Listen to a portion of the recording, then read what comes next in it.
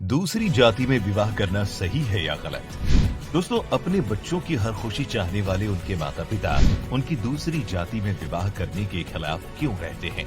क्या कभी आपने अपने पेरेंट्स से ये बात पूछी है? क्या सिर्फ समाज के डर से वो ऐसा करते हैं या इसके पीछे कोई बड़ी वजह है? दरअसल सनातन धर्म के अनुसार ऐसा करना बिल्कुल भी सही नहीं है। आपको बता दें, जब आप किसी दूसरी जाति के लड़के या लड़की से शादी करते हैं तो दो अलग जाति वाले मूल गुणों का मिलन होता है।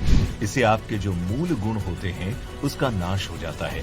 इतना ही नहीं, इससे भविष्य में आपके पूरे कुल का नाश होने का खतरा रहता है, क्योंकि इंटरकास्ट मैरिज से जो संतान होती है वो वर्ण संकर होती है और उससे पितरों और तर्पण का अधिकार नहीं होता है। और ये तो आप सभी जानते ही हैं कि हमारे हिंदू धर्म में तर्पण का कितना महत्व है। इसीलिए जाति विवाह परंपरा मूल गुणों की रक्षा के लिए बहुत जरूरी मानी गई है। ऐसा कहा जाता है कि महाराज भीष्म के पिता शांतनु ने 2 विवाह किए थे, जिसमें से एक विवाह उन्होंने सत्यवती से किया, जो कि एक मछुआरे की पुत्री थी। क्योंकि क्षत्रिय होते हुए भी उन्होंने एक मछुआरे की लड़की से विवाह किया था, जिसके परिणाम स्वरूप आगे चलकर महाभारत के युद्ध में उनका पूरा वंश ही समाप्त हो गया था।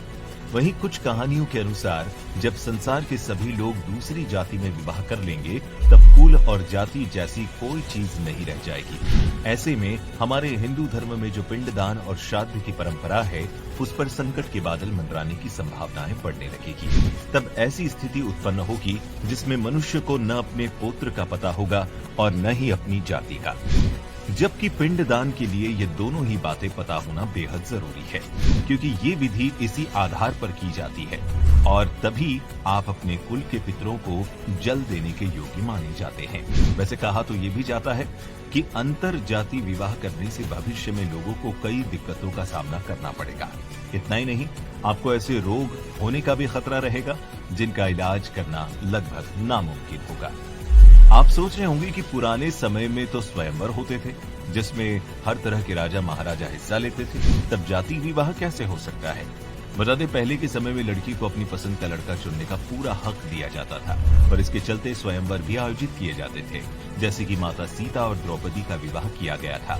लेकिन आपको बता दें, भव्य स्वयंवर का आयोजन लड़की के माता पिता और बड़े भाई ही करवाते थे और उस स्वयंवर में उन्हीं लड़कों को बुलाया जाता था जो योग्य, खानदानी और उनके कुल के होते थे, ताकि उनकी बेटी चाहे जिसके गले में वरमाला डाले, घर वालों को अपने ही कुल का दामाद मिले और उसके वैवाहिक जीवन में कोई परेशानी न आए। महाभारत काल का आपको द्रौपदी का स्वयंवर तो याद ही होगा, जिसकी शर्त ये थी कि वहां रखे धनुष पर प्रत्यंचा चढ़ाकर जो भी नीचे पानी में देखकर ऊपर छत पर घूम रही मछली की आंख पर निशाना लगाएगा, द्रौपदी का विवाह उसी से होगा।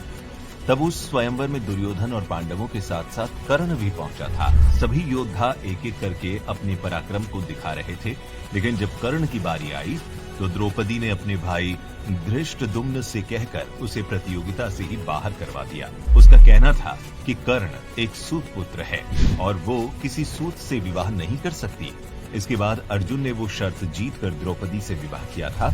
इसका एक मतलब तो साफ है कि विवाह करने का तरीका चाहे जो रहा हो, वो सोच समझकर ही किए जाते थे। तो दोस्तों, इस पर आपकी क्या राय है? हमें कमेंट करके जरूर बताएं और अपने उन दोस्तों और संबंधियों के साथ ये वीडियो जरूर शेयर करें जो इस बारे में न जानते हो।